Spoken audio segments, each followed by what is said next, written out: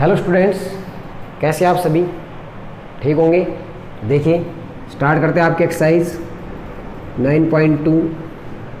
ठीक है, क्लास आपकी 11th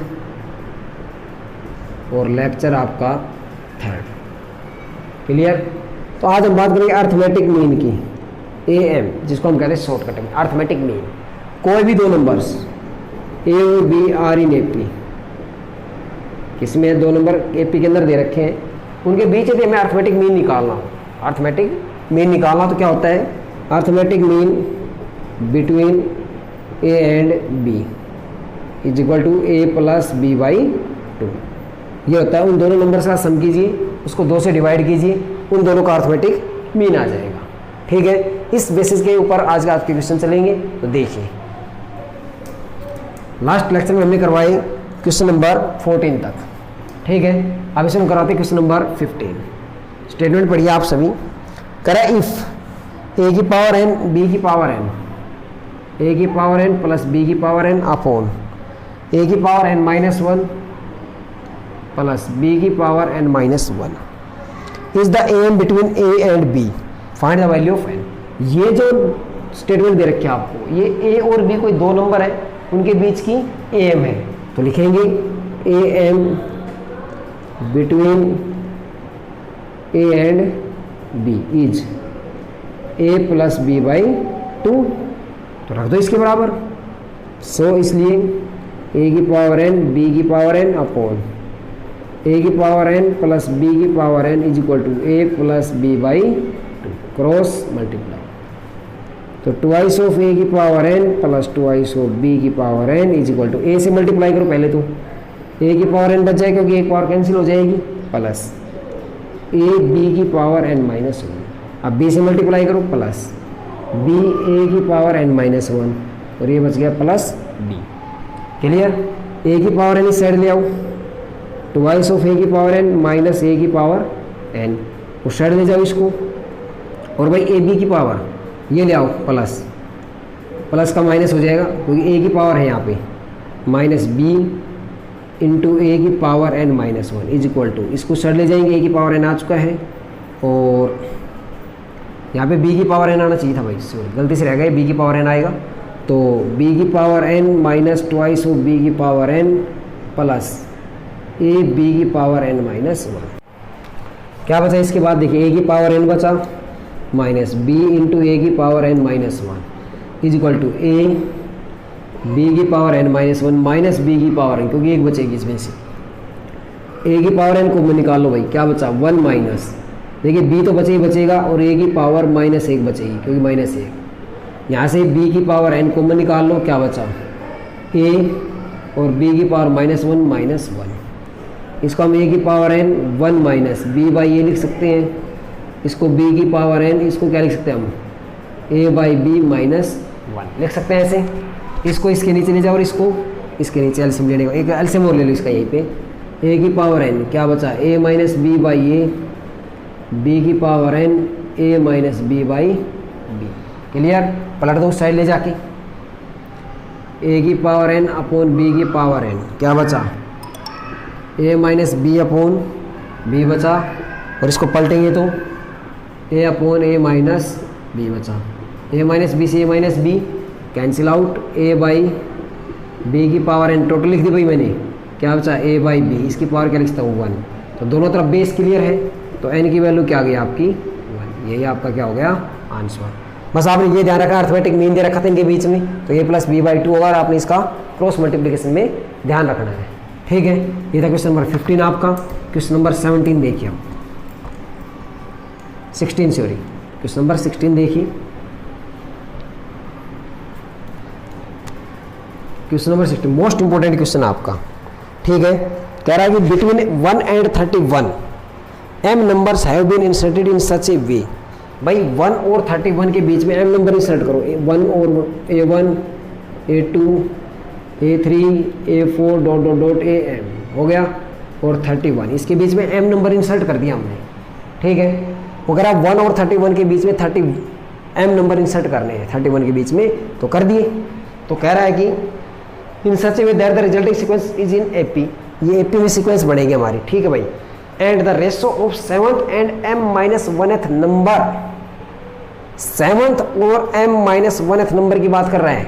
सेवंथ नंबर को क्या लिखेंगे, ए 7 ratio a m minus 1th का सा रेशो दिया हुआ है आपको 5:9। तो कह रहे हैं find the value of m, यानी कि m की वैल्यू आपने फाइंड आउट करनी है। तो देखिए भाई, अब मैं आपको एक चीज सीधी सीधी बता दूं, फर्स्ट टर्म क्या होगी आपकी, हो गई आपकी 1। यदि a1 फर्स्ट नंबर कौन सी टर्म पे आ रहा है, सेकंड टर्म पर आ रहा है भाई। a1 जो नंबर आया वो टर्म कौन सी हुई सीक्वेंस की, सेकंड टर्म हुई। ध्यान से देखो, फर्स्ट नंबर जो हुआ वो सेकंड टर्म का काम करेगा, यानी कि इस साइड में समझा रहा हूं आपको, a2 इज इक्वल टू क्या हो गई, a1 हो गया। Second term of this sequence is equal to first number, इसको मैं क्या लिखता हूँ, a प्लस डी, a1 आया। ऐसे ही मैं सेवंथ नंबर को, सेवंथ नंबर देखिए यहाँ पे इस नंबर से एक ज़्यादा टर्म आते हैं हमेशा, नंबर में एक ज़्यादा टर्म आएगी तो a7 क्या होगी, ऐसे ही a8 के बराबर होगी। तो यानी कि a7 का मतलब क्या हुआ, a प्लस 7d। समझ में आ गया होगा। ऐसे ही मुझे am माइनस 1 की वैल्यू निकालनी है, am माइनस 1, यानी कि यहाँ पे जो नंबर होगा उससे एक बढ़ाओ, यानी कि m माइनस 1 में एक जोड़ कट गया, यानी mth टर्म, यानी कि am के इक्वल होगा। क्लियर, am माइनस 1 क्या होगा, a plus m minus 1 into D. देखिए m minus 1, a plus n minus 1 into D वाला फार्मूला, nth टर्म का फार्मूला लग गया। तो मुझे दोनों चीज़ें आ गई, दोनों चीज़ें पता चल गई। तो क्या करेंगे अब हम भाई, हम पहले इसकी लास्ट टर्म, यानी कि m नंबर तो ये हो गई, m के अंदर एक ये बढ़ गया और एक ये बढ़ गया, यानी कि am प्लस 2 टर्म होगी टोटल, am प्लस 2 टर्म होगी टोटल 31। इसको लिखेंगे a plus m plus 2 minus 1 into D is equal to 31। a की value 1 plus m plus 1 into D is equal to 31, ये उस साइड जाएगा, m plus 1 into D is equal to 30 बच जाएगा, और d की वैल्यू क्या आ गई आपकी 30/m प्लस 1 आ गई। a की वैल्यू आपके पास, d की वैल्यू है। क्लियर, लगाओ जो चीज़ दे रखी वो, a7 ratio am minus 1 is equal to क्या आएगा आपका, भाई मैंने दोनों की वैल्यू निकाल रखी वहाँ पे, a plus 7d upon a plus m minus 1 into D, कितना दे रखा आपको 5:9। a की वैल्यू आपके पास 1 है और d की वैल्यू भी आपके पास है 1 plus 7 times 30/m plus 1 upon a plus, a की वैल्यू 1 रखो, 1 plus m minus 1 30/m plus 1 is equal to 5/9। LCM ले लो, सोल्व कीजिए, क्या आया, m plus 1 plus 7 3 21 upon m plus 1 upon, इसका एलसीएम लेंगे तो क्या आएगा, कट जाएगा एलसीएम लास्ट में, तो m plus 1 plus 30m minus 30 is equal to 5/9, और इसका रेशो बच गया m प्लस 1। ये कैंसिल आउट, क्या बचा, m plus 211 upon 31m minus 29 is equal to 5/9, cross multiply 9m plus is equal to 515 m minus 45/9 18 और 4 22 225। इस साइड ले आओ या उस साइड ले जाओ इसको, 155m माइनस के 9m is equal to 225 minus के, और ये साइड आएगा सॉरी 1899 प्लस 225 हो जाएगा, माइनस 9 करेंगे तो क्या बच गया 146m और 954 12 10 11 2124। तो m की वैल्यू क्या आ गई 2124/146। इसको अब इसको आपने काटना है, क्या करना है, अब इसको आपने काटना है। ठीक है भाई, किससे जाएगा, लगभग गड़बड़ तो नहीं होगी कहीं, देखना भाई एक बार, कुछ ना कुछ मिस्टेक जरूर आई होगी कहीं ना कहीं। ठीक है, ये गड़बड़ कर दी क्या, 9 5 जा और 5 2 जा 10, 14 आएगा भैया यहाँ पे, 145 और ये आ जाएगा फिर 2044, ये ऐसा आएगा सब कुछ। ये आ गया आपका, कोई बात नहीं, कई बार मिस्टेक हो जाती है। 1/46 काटो आराम से। किससे जा रहा है, 4 से जा रहा है, 2 से जा रहा है, 2 7 जा और 2 3 जा, 2 1 2 2 और 2 2, ठीक है। लगभग 73 प्राइम नंबर हो गया, तो लगभग 14 पे चला जाएगा। ये एम की वैल्यू क्या आ गई आपकी 14, ये आपका क्या हो जाएगा, आंसर हो जाएगा। Clear. So m is equal to 14 आपको क्या हो गया, आंसर। क्लियर।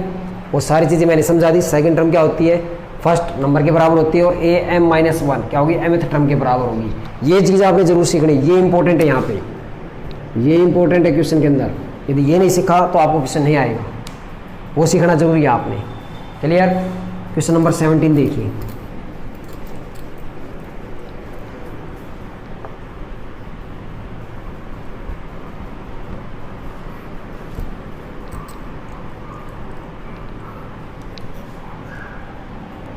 क्वेश्चन नंबर 17 देखिए भाई।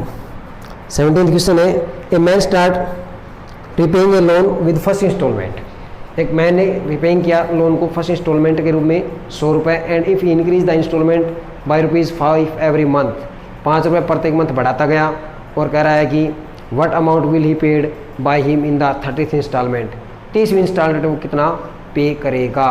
आपने ये चीज़ निकालनी है, आपने 30वीं इंस्टॉलमेंट में पे कितना करेगा ये निकालना है, कि ये कि 30 इंस्टॉलमेंट में कितना पे कर दिया। क्वेश्चन में डिफरेंस है, एक तो ये पूछे 30वीं टर्म यानी 30वें मंथ में जब पॉलिसी भरेगा, आपकी किस्त जो भरेगा वो कितने रुपए की भरेगा, और एक हो गया कि 30 के अंदर टोटल अमाउंट कितना भर दिया। दोनों में डिफरेंस है, एक में निकलेगा सम ऑफ 30 टर्म्स और एक में निकलेगा 30th टर्म। तो इसमें हमारे से 30th टर्म 30वीं नंबर की टर्म पूछी गई है। तो देखिए फर्स्ट टर्म ए कितने रुपए की भर रहा है भाई, 100। कॉमन डिफरेंस एक तरह से, डी कितने रुपए बढ़ा रहा है, 5।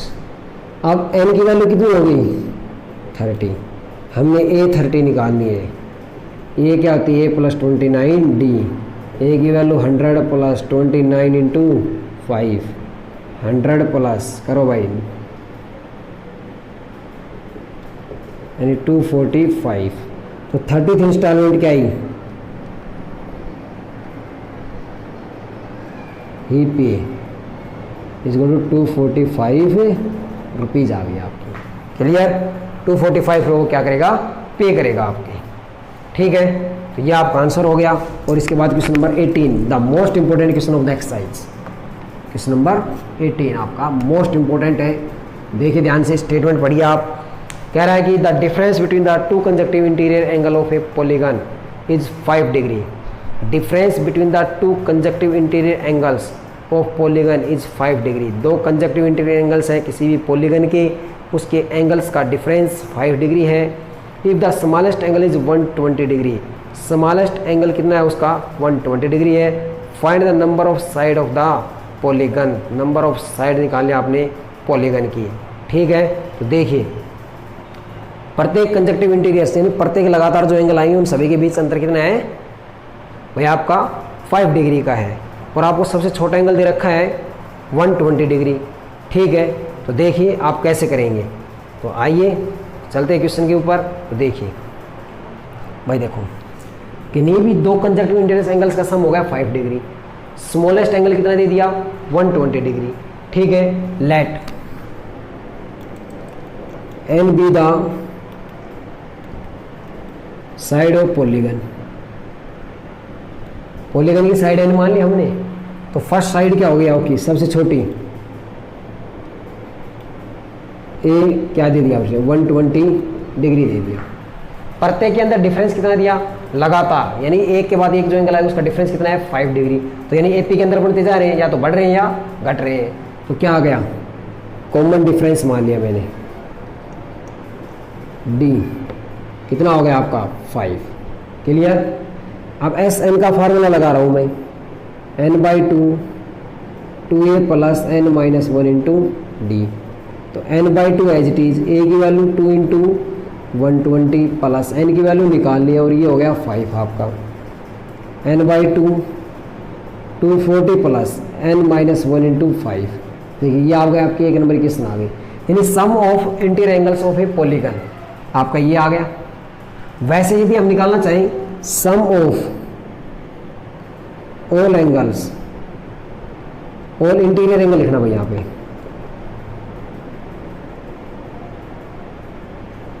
ऑफ पॉलीगन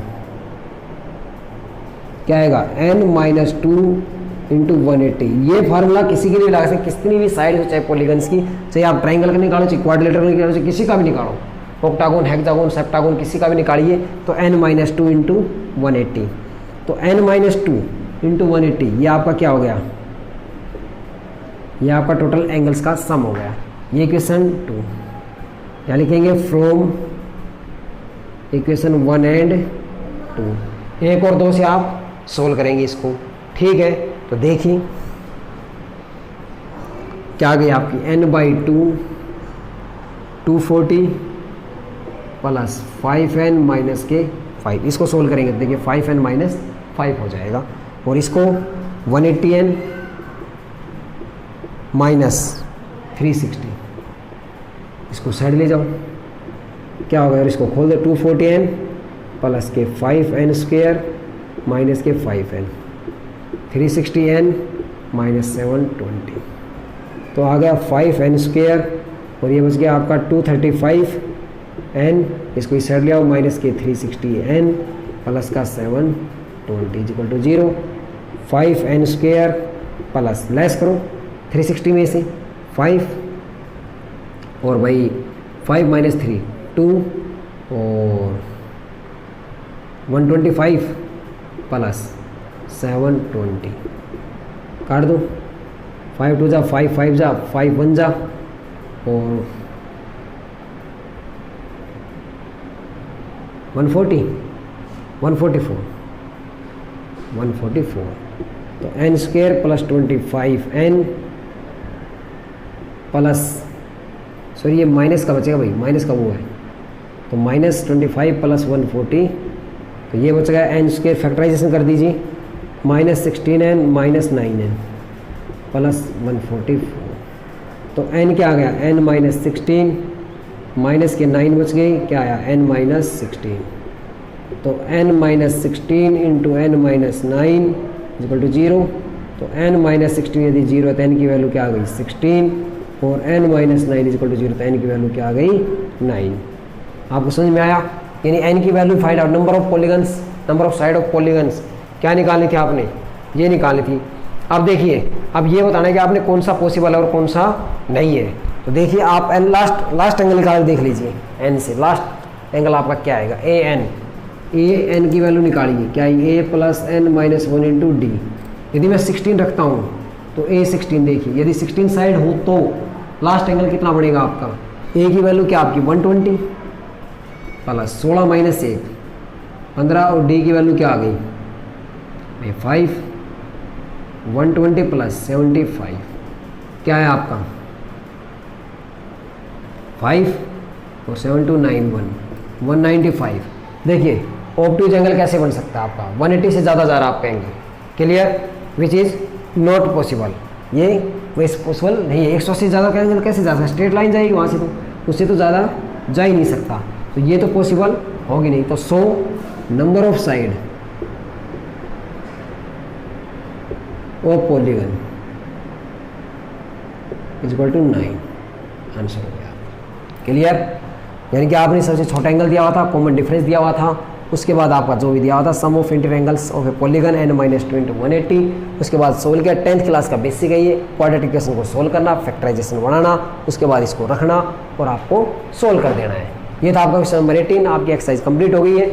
उसके बाद आपकी नेक्स्ट एक्सरसाइज करवाएंगे हम नेक्स्ट लेक्चर के अंदर, नेक्स्ट वीडियो के अंदर। तब तक के लिए वेट कीजिए आप।